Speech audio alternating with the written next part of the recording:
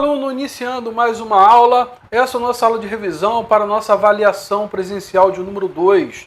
Então, eu selecionei os temas mais importantes cobrados nas últimas provas, tá bom? É claro que todo assunto ele é importante, uma leitura geral, mas com foco nesses tópicos que nós vamos mencionar aqui no nosso material.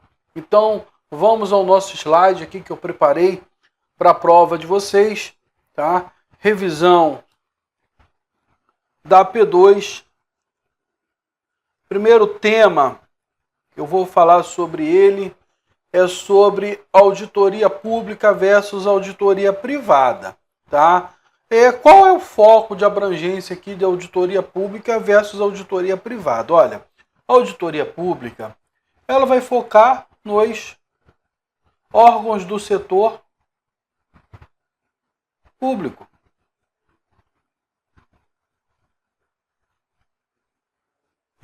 Vai ser realizado aí, tá, pelas entidades de controle interno, controle externo das diversas entidades. A auditoria privada, ela vai ter um foco, tá, nas entidades privadas e vai ser realizado por empresas privadas, tá, de auditoria, ok? Então essas entidades privadas vão ter por base ali as normas do Conselho Federal de Contabilidade, as normas brasileiras de contabilidade, tá? Os diversos normativos ali que as entidades, principalmente as SAs, têm que cumprir referente ao requisito de auditoria, porque existe uma obrigatoriedade com as SAs. A auditoria do setor público, o que ela vai abranger? Ela vai abranger as NATs, as normas do Tribunal de Contas da União, as NAGs, as normas da Controladoria Geral da União, as NBC-TSP,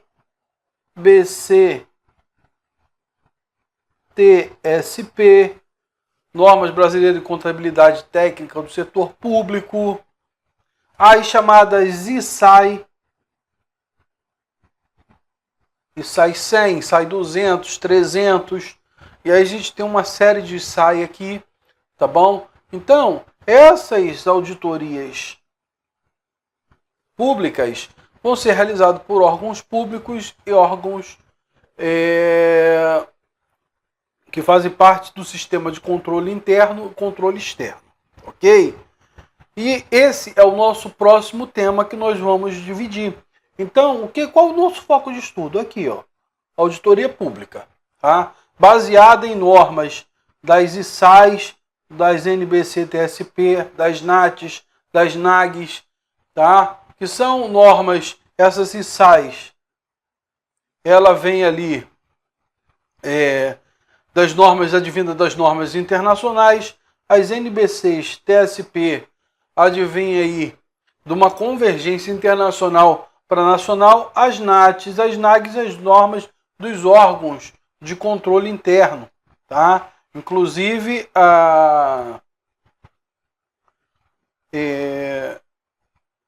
o TCU é a Controladoria Geral da União, ok? Pulo aqui. Então, não vou falar aqui somente no âmbito público, tá? Da auditoria pública. Ela pode se classificar ainda em auditoria interna e auditoria externa, tá? A auditoria interna vai se dar no âmbito do mesmo poder. Cuidado com isso aqui. E a auditoria externa vai ser exercida de um poder sobre outro poder. Ok? Cuidado, por quê? Porque as questões de prova costumam trocar essa palavra poder, tá, por órgão, por entidade, e não é verdade. Quando eu tenho, tá, uma auditoria dentro do poder executivo sobre outro órgão do poder executivo, eu tenho uma auditoria o quê? Interna. Quando eu tenho por exemplo, uma auditoria do poder legislativo sobre o poder executivo, eu tenho de um poder sobre o outro, eu estou falando da auditoria externa. Então, muito cuidado com esse conceito aqui, porque ele costuma cair muito, tá? Isso aqui vai separar as nossas ações referente a isso. Tudo certinho? Podemos prosseguir? Então, vamos prosseguindo aqui. Auditoria financeira, auditoria operacional e auditoria de conformidade. O que vai abranger cada tipo de auditoria? Olha, a auditoria financeira ela pode ser classificada de modo específico e de modo amplo. O que normalmente a auditoria financeira, tá? Ela vai se preocupar. Ela vai se preocupar com ali a parte dos lançamentos contábeis, tá? Então ela vai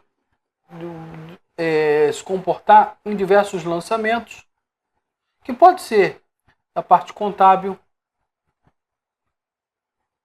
parte financeira, a parte orçamentária,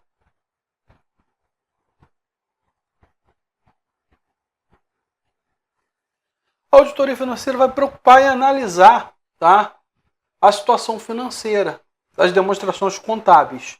Basicamente isso. Ok? Quando vocês ouvirem falar já da auditoria operacional, a auditoria operacional ela não vai olhar para essas demonstrações em regra. Ela vai olhar, tá, para os aspectos de funcionamento daquela entidade. E aí, normalmente, vem algumas palavras os chamados ES, tá? Que são eficiência,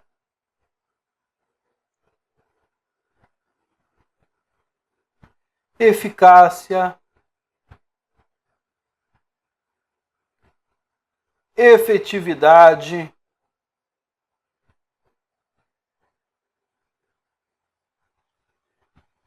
o que mais? Tem até mais palavras aqui que vai ligar ao operacional. A auditoria operacional está muito ligado para ajudar o que? O controle interno.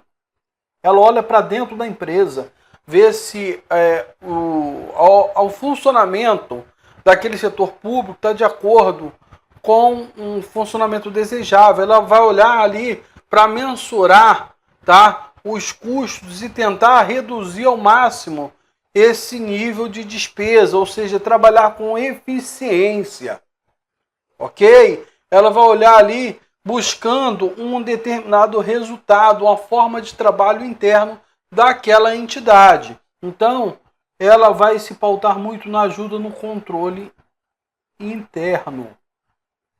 Ela vai olhar o que? Para as atividades. Ok? Então, a auditoria operacional vai olhar para isso. E a auditoria de conformidade? A auditoria de conformidade, ela vai olhar, ok, para a legalidade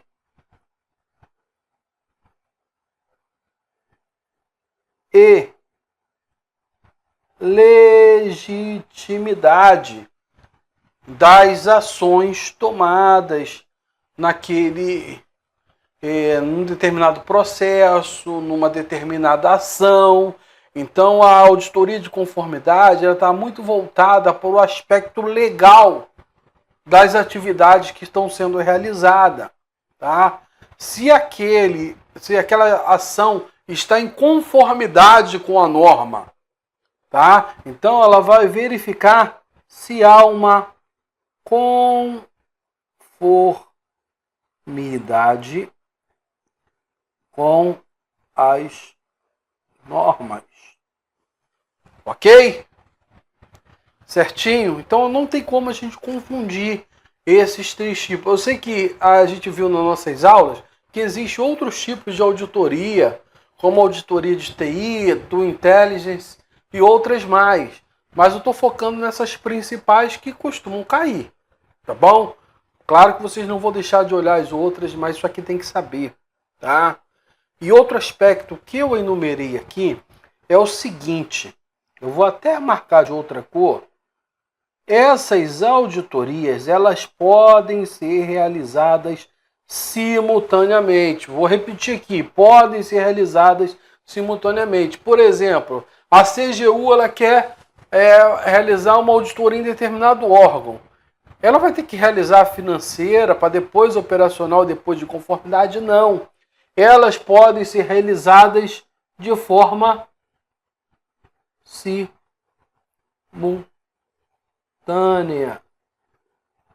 Ok? Certinho? Captamos aqui? Vamos para o próximo passo aqui. Teste de observância e teste substantivo. Tá?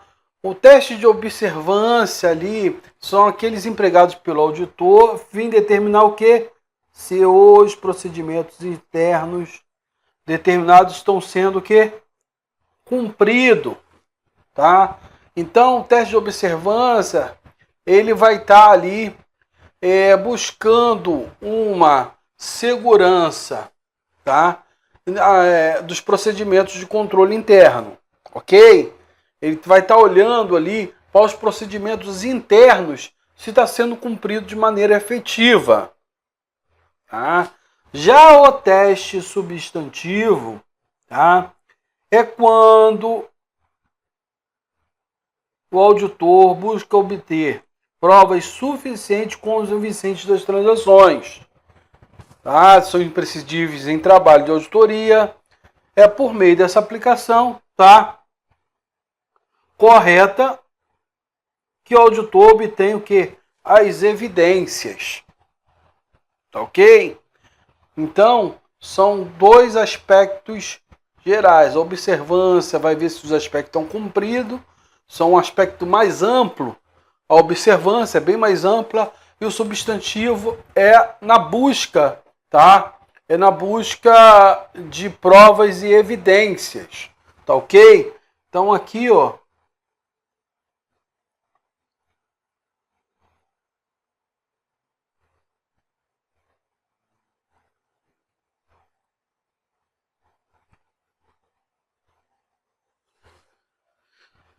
E aí a gente segue aqui, tem um quadrozinho aqui, tá? Falando sobre alguns aspectos do teste de observância e dos testes substantivos.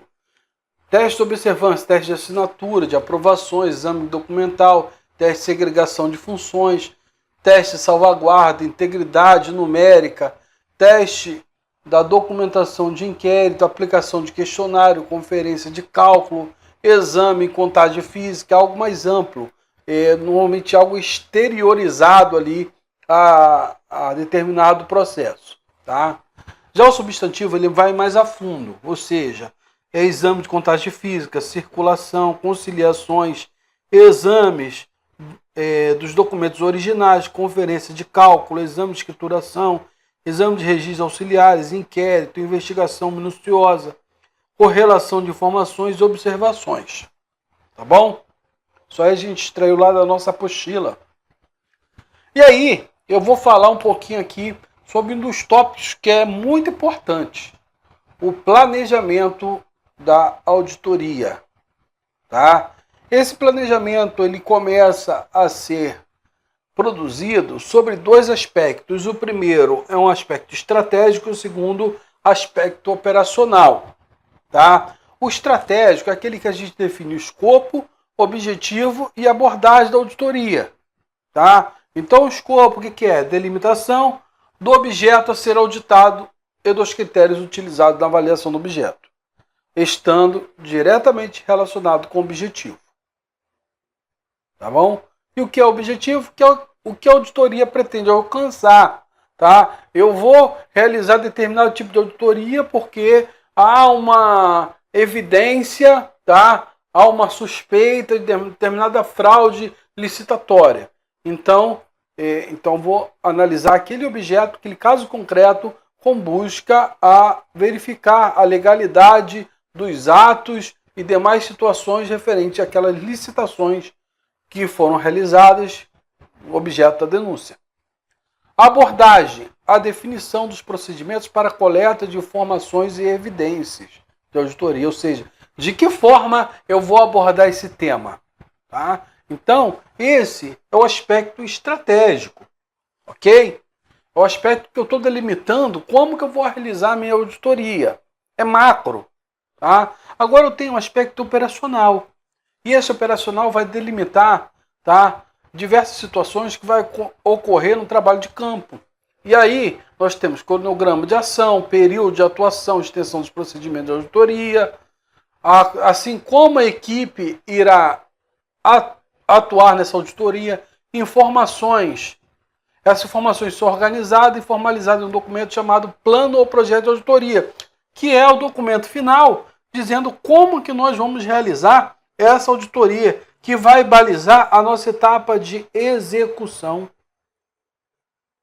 de auditoria.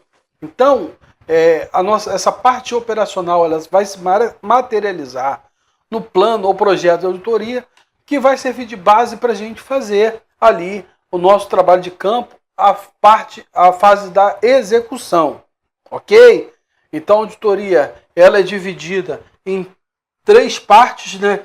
A auditoria ela é dividida em planejamento, depois vem a execução e, por último, o relatório.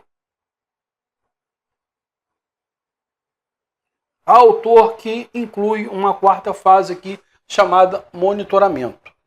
E outros já dizem que o monitoramento fazem parte da fase do relatório. Ok? Então, para cada norma, para cada autor, há essa divergência aí que a gente não vai abordar aqui, mas é importante saber.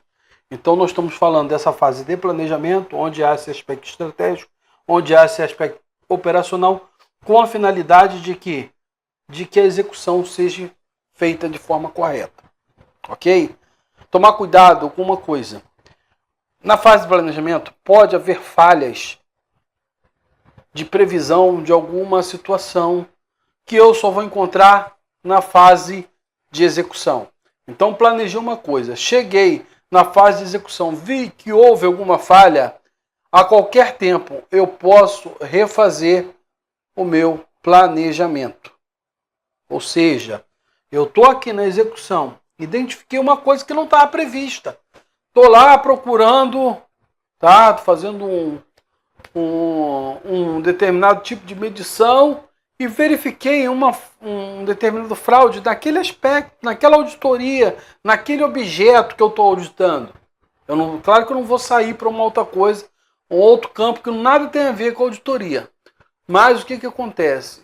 É dentro da mesma situação e eu vi que um determinado tipo de prova que está subentendido ali, que eu posso obter para ter eficácia em minha auditoria, para ter uma segurança razoável, na fase de execução, eu não previ aqui no planejamento. Eu posso, ainda na fase de execução, refazer essa parte de planejamento. Ok? É claro que com a ciência do órgão, com a ciência do responsável, tá? Por essa auditoria. Normalmente tem um coordenador que é responsável pela essa auditoria. E aí sim, de forma legal, eu vou alterar às vezes o escopo ali daquilo que eu estava... Vou alterar não, vou incluir um determinado tipo de procedimento que eu não previ e que eu só detectei na fase de execução. Então, muito cuidado com isso. Elaboração do planejamento abrange diversas etapas, quais sejam. Então, a gente tem que entender essas etapas e a ordem, tá? Então, primeira etapa, normalmente, providências administrativas preliminares, emissão da portaria de fiscalização, tá? Depois, nós vamos ter análise preliminar do objeto da auditoria, uma visão geral, inventário de riscos e controles, elaboração e validação da matriz de planejamento. E, como eu deixei marcado aqui, eu tenho que saber o que é matriz de planejamento, tá bom? De forma mais detalhada. Elaboração dos demais papéis de trabalho, teste piloto e elaboração do plano ou projeto de auditoria, que é o projeto final, que vai seguir o quê? Uma estratégia global de auditoria. Então, utilizo a estratégia global de auditoria, tá? Como fundamento, como item essencial para produzir o meu plano ou projeto de auditoria. Informação importante também para a prova dos senhores. Ok? Então, a gente segue aqui, tá? E aí, nós vamos falar aqui, tá? A gente não tem muito a falar aqui dessa portaria de fiscalização. E a gente vai seguir para análise preliminar e vamos ver cada tópico desse aqui abaixo. Então, da portaria, eu vou falar aqui. A portaria é aquela fase ali, pessoal, em que a gente vai definir a nossa equipe, tá? O que é ideal? Se eu vou utilizar essa auditoria numa área temática, é que eu tenha pelo menos um especialista naquela área. Se é mais de uma área, é que eu tenha um especialista para cada área, tá? E então, o ideal é que, no geral, todos da equipe se complementem a fim de cumprir o objetivo de toda a auditoria.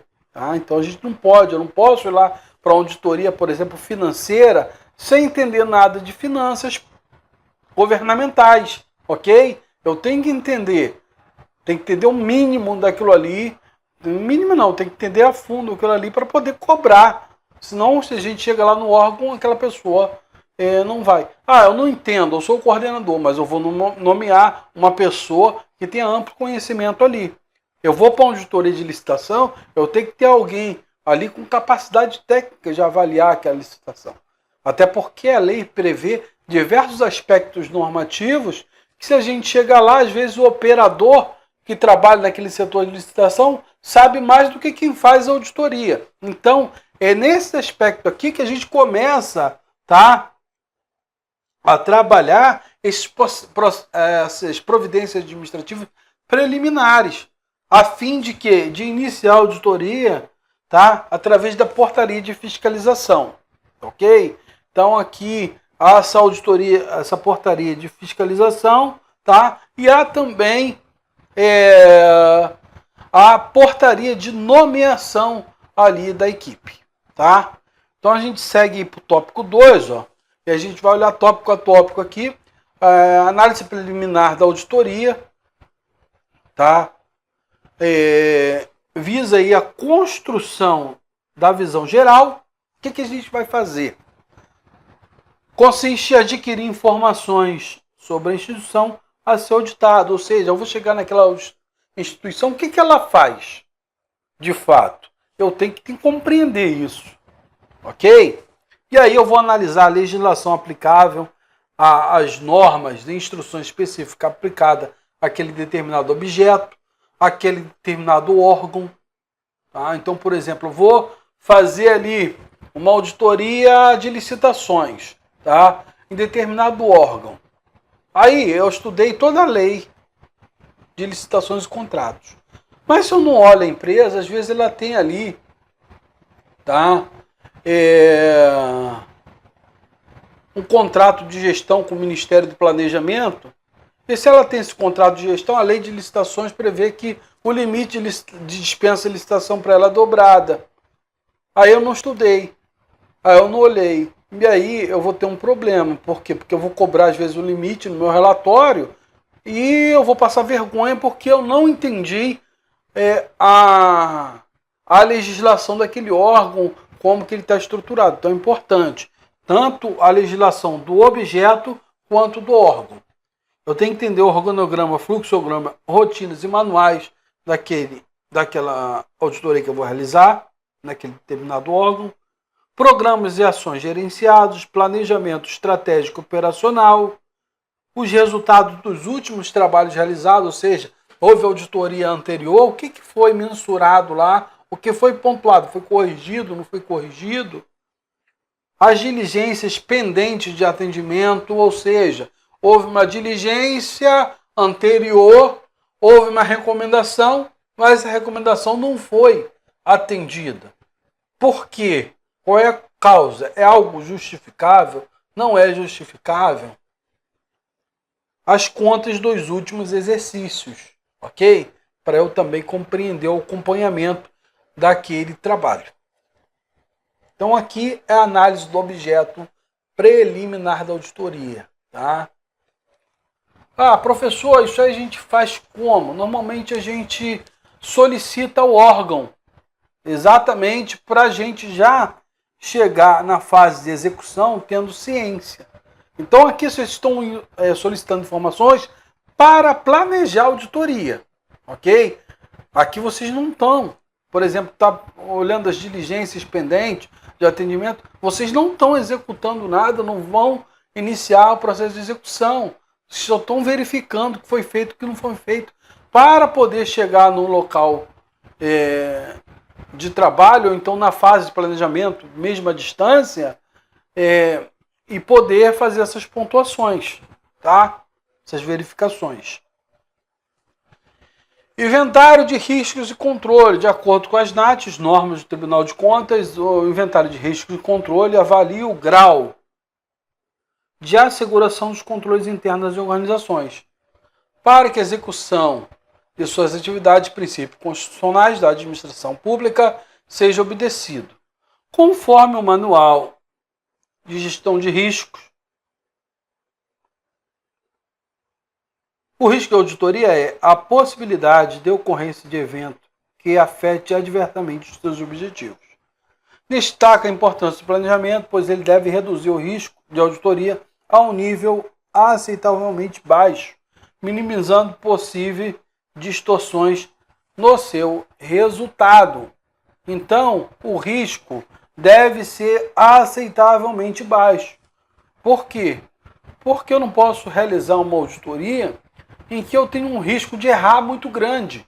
Isso pode impactar ali, ou seja, o meu relatório ele pode ser tão diferente que pode impactar a imagem daquele setor público e eu gerei um relatório totalmente adverso. Então, já tem que ir na fase de planejamento, minimizar todos esses riscos de erro. Ou seja, o risco tem que ser aceitavelmente baixo. Ok? Aí eu sigo, pessoal, para a matriz de planejamento. Tá? Então aqui a própria apostila vai dizer que é uma atividade relevante na construção do planejamento de auditoria, pois apresenta em forma de quadro um resumo das informações relevantes do planejamento, o problema e as questões de auditoria. Ela torna o planejamento mais sistemático e dirigido, facilitando a comunicação de decisões sobre a metodologia e auxiliando a condução dos trabalhos de campo. Então, ela auxilia o quê? Na condução dos trabalhos de campo. Muito importante isso aqui, pessoal. Muito importante mesmo, tá? É tão importante que eu vou utilizar um marca-texto aqui, tá bom? Auxilia na condução do trabalho de campo, tá bom? A matriz deve ser válida inicialmente por especialistas na área, em seguida pelos gestores da instituição ou programa auditado. O quadro 1 a seguir demonstra como é uma matriz de planejamento. Tá? Então eu vou dar uma olhadinha, nós vamos ver o que é uma matriz de planejamento de fato, para não ter dúvida. Tá? Então a matriz de planejamento, o que eu tenho que saber? Que é uma atividade relevante na construção do quê? Do planejamento de auditoria. Tá? É um resumo das informações relevantes do planejamento. E ela auxilia onde? No trabalho de campo. Importantíssimo. Tá? Aqui eu tenho uma matriz de planejamento. Aqui eu vou delimitar, ó, questões, subquestões de auditoria, tá? Especificado aí por termos-chave, escopo de questão, critério, período de abrangência, atores envolvidos, abrangência geográfica, informações requeridas, identificar as informações necessárias para responder a questão de auditoria, fontes da informação, identificar as fontes dessa informação. Como que eu vou requerer? Eu vou requerer ela de forma presencial, eu vou requerer através de um e-mail. Como que eu vou identificar? Através de um sistema, tá? A quem eu vou solicitar? Procedimentos de coleta de dados, identificar como vai ser feita essa coleta, aquilo que eu tinha acabado de falar, mas fica aqui. De forma presencial, de forma eletrônica e por aí em diante. Tá bom? Procedimento de análise de dados, como que eu vou analisar esse dado que eu coletei? Limitações, tá? Estratégia metodológica, acesso das pessoas a pessoas de informação. O que eu tenho de limitação para buscar essas informações? Ok? O que a análise vai permitir dizer? Então, o que eu tenho que ter como resultado nessa análise? Então, esse plano de auditoria visa, essa matriz de planejamento visa conduzir ali, a facilitar ali o meu trabalho de campo. Por quê? Porque eu tenho tudo em mão e eu tenho, com a matriz de planejamento em mão, consigo dar um norte à minha auditoria. Aqui a gente vai dizer que é um documento essencial para o processo de auditoria, pois perpassa a etapa do planejamento e é utilizado na etapa de execução. Ou seja, ela é realizada na etapa de planejamento, mas, na verdade, a utilização dela vai ser na fase de execução, ou seja, ela vai ser realizada, ela vai ser construída na fase de planejamento e vai ser utilizada na execução. Fase em que o plano será executado, elaborado até a sua última coluna na fase de planejamento e é utilizada a partir da coluna procedimentos na fase de execução. Embora não seja o documento obrigatório, aqui não é obrigatório, tá bom, pessoal? Então, os órgãos de controle utilizam a matriz de planejamento para garantir que todo o processo seja abarcado no planejamento. Com a matriz de planejamento elaborada, é possível definir os instrumentos de coleta de dados que serão utilizados durante a execução da auditoria, podendo ser entrevista, questionário, grupo focal, observações diretas.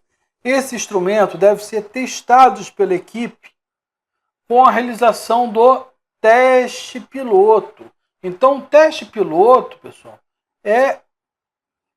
na verdade, ali o momento que a equipe vai testar aqueles tipos de procedimentos, ok? Permite ainda conferir a premissas iniciais acerca do funcionamento do objeto auditado, a qualidade e a confiabilidade dos dados. Plano ou projeto de auditoria. A gente vai ver que tudo que a gente viu anteriormente vai se resumir nesse plano ou nesse projeto. Ou seja, é aqui que é materializado toda a fase de planejamento.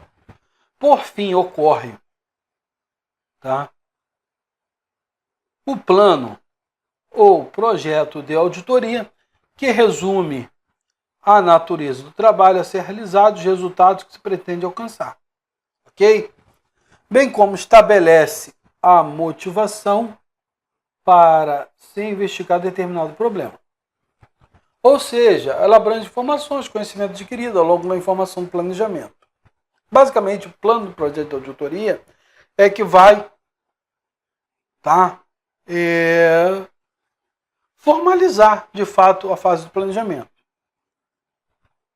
É o produto do planejamento. A gente vai ver diversas frasezinhas que vai dizer a mesma coisa. É a documentação das informações obtidas, elaborada durante a fase do planejamento. Vários conceitos que levam para o mesmo direcionamento. Deve mostrar a motivação para ser investigado determinado problema da auditoria com enfoque e metodologia específica. E aí a gente tem aqui uma figura para ilustrar o plano de auditoria, tá bom? Deixa eu ver, acho que ela está aqui na frente. Está aqui, ó.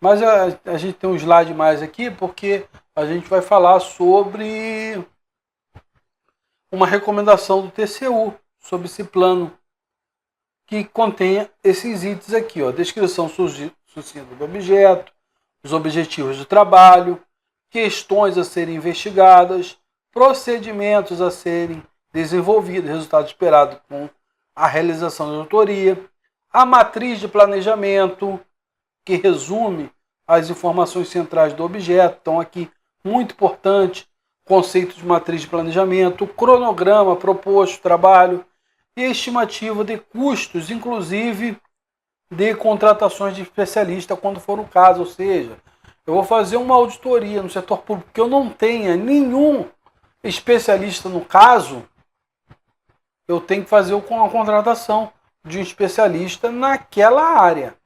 Então, se eu não tenho no órgão público, eu tenho contratado pelo setor privado. E eu tenho que verificar se o custo ele é benéfico para o setor público. Ou seja, eu não posso ter um custo maior da auditoria do que ali a prevenção que eu busco realizar. Ok? Aqui nós temos aqui um quadro, isso aqui tem na apostila de vocês, tá? Sobre essa fase, tá? Do plano de auditoria, sobre o que é o plano. Então ali objetivo, objeto da auditoria, questões a serem investigadas, procedimentos, resultado esperado, matriz de planejamento, cronograma, estimativa de custo, tudo isso apontado lá pelas normas do TCU. Tá bom, pessoal? Aqui nós saímos da fase de planejamentos e entramos na fase de auditoria.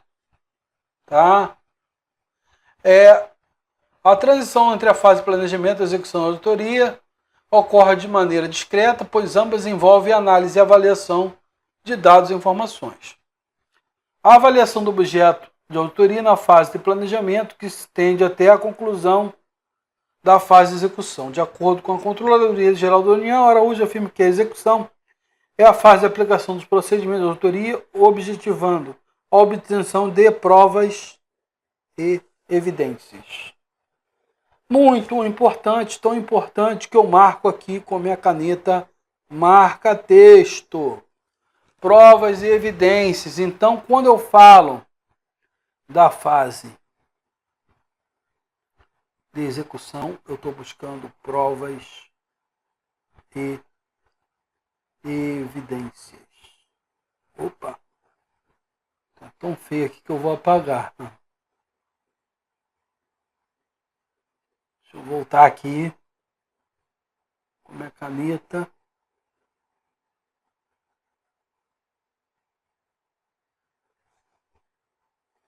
Ok? Provas e evidências. Ficou melhor agora. Que deverão constar no relatório de auditoria, ou seja, essas provas e evidências são para balizar a confecção do relatório de auditoria. Então, na fase de execução, olha o que foi planejado, tá? Para servir de base de como eu vou realizar a minha auditoria, em busca dessas provas e evidências que vão servir de materialização para a construção do meu relatório. Ou seja, para que o meu relatório seja fundamentado, tá bom? Ou seja, para que esses exames sejam fundamentalmente realizados. Ou seja, eu tenho um fundamento. Eu busquei ali, eu estou apontando determinado achado, eu estou apontando determinada divergência, tá?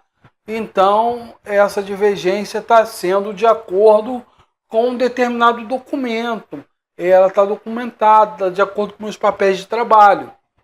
Tá? Basicamente isso, pessoal. Então, a gente tem diversos fatores ali na fase de execução mas ali na fase de execução tem que entender de forma geral que eu estou buscando provas e evidências. Tá? E aí, quando eu estou buscando determinadas provas e evidências, às vezes eu vou me enquadrar e achar ali determinadas situações que eu vou ver uma não conformidade com a norma. Quando eu tenho uma não conformidade com a norma, eu tenho um achado de auditoria. E esse achado pode ser o quê? Positivo ou pode ser negativo, ok? O achado positivo, pessoal, e aí eu vou trazer a caneta aqui para vocês, ó. O positivo, opa, deixa eu voltar aqui. O positivo vai apontar o quê? Boas práticas de gestão, ok? Aí nós temos o achado negativo. O negativo vai revelar o que? Impropriedades e irregularidades. E aí, segundo as NATs, o que é impropriedade? São falhas de natureza formal, que não resulte prejuízo ao erário. Tá? O que são irregularidades? São práticas no ato de gestão legal, ilegítimo, antieconômico, infração à norma legal, regulamentar de natureza contábil, financeira, orçamentária, operacional, patrimonial, dano ao erário e diversas outras coisas. Então tem que saber. Então o que é um achado? Algo que não está de acordo com a norma, tá bom? Não está de acordo com aquilo que eu estou buscando, com um relatório, um relatório aplicável, um procedimento aplicável ao setor público. E se ele tem natureza formal, é impropriedade. Se ele tem um ato de gestão ilegal, legítimo, antieconômico, por aí em diante, é irregularidade. Tá? Então, isso aí é o quê? O aspecto que? Negativo do meu achado. Tá? Por quê? Porque o positivo está lá em cima. Ó. Ele vai apontar o quê? Para boas práticas de gestão. Então, positivo aponta para boas práticas, já o negativo para impropriedades e irregularidades. Ok? Basicamente é isso que nós temos aqui. Se vocês se aterem a esses aspectos, é claro que tem que estudar os demais aspectos, mas vocês têm grande chance de se darem bem nessa prova. Tá? Então dê uma olhada geral em outras situações. Faça uma revisão geral de uma leitura responsiva. Se atenham principalmente a esses fatos que a gente enumerou aqui. E aí eu desejo boa prova a todos. Desejo que todos venham se dar bem aí na prova. Espero que ninguém fique para a P3, porque a P3 normalmente vem discursiva e dá um trabalho a mais aí, tá bom? Então, boa sorte a todos, até, se Deus quiser, a aprovação de todos aí.